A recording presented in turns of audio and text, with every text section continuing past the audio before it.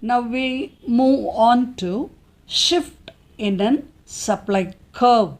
Earlier we saw a movement in the supply curve. Now we look into the shift in the supply curve, that is increase or decrease in the supply. While a change in quantity supplied is a movement in the given supply curve, a change in the supply itself is a shift from the supply curve upwards or downwards. When the supply curve shifts towards the right, then it means that the quantity supplied is increased.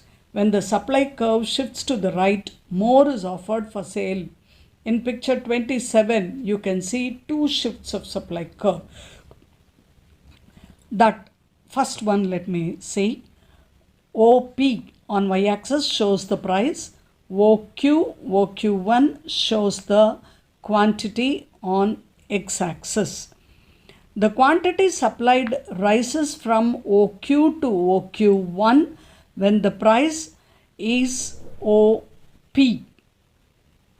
When the factors other than the price remains the same, the supply curve tends to shift to the left.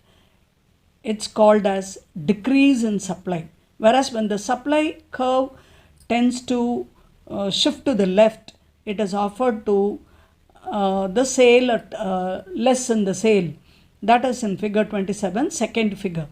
We find that the price supplied falls from Q to, that is when the price falls, the quantity falls from Q to Q1 in the second figure.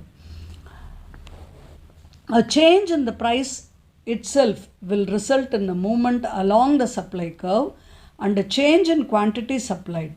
A change in any variable other than the own price will cause a shift in the supply curve. That is, when there is a change other than price, if the income changes, if there is something which causes a lower price, or when the product substitute product price increases, for the same price there will be an increase in the commodity that has been supplied. That is what is shown in the first diagram.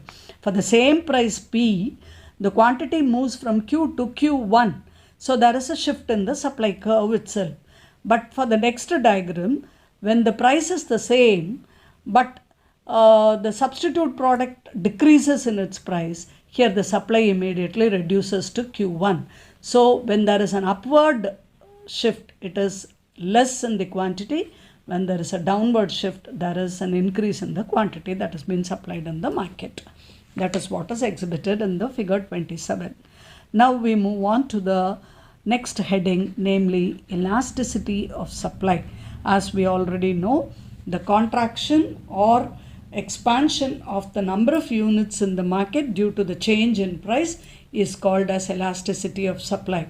So the formula representation is ES, which denotes elasticity of supply, is equal to percentage of change in the quantity supplied divided by percentage of change in the price.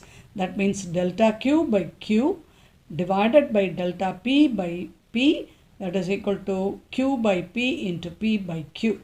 Whereas Q denotes the original quantity supplied, delta Q denotes change in the quantity, P denotes original price, and delta Q denotes change in the price.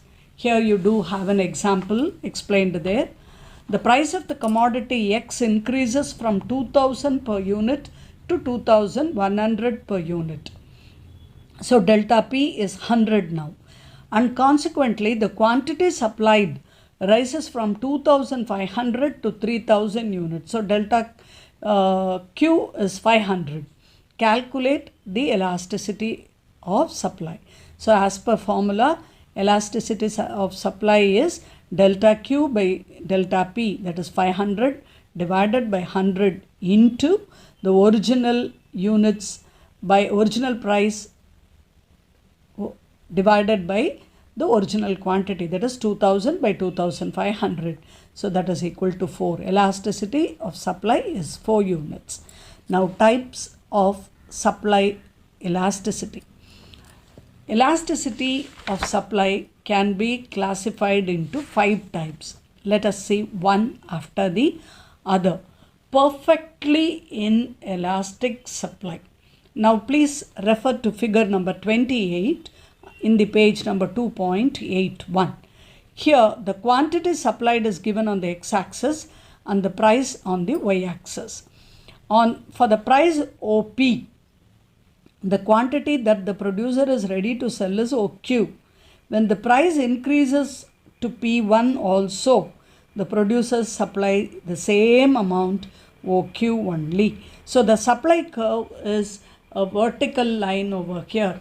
That means it is inelastic. Elasticity is equal to 0. Irrespective to the price change, the quantity that is supplied in the market remains the same.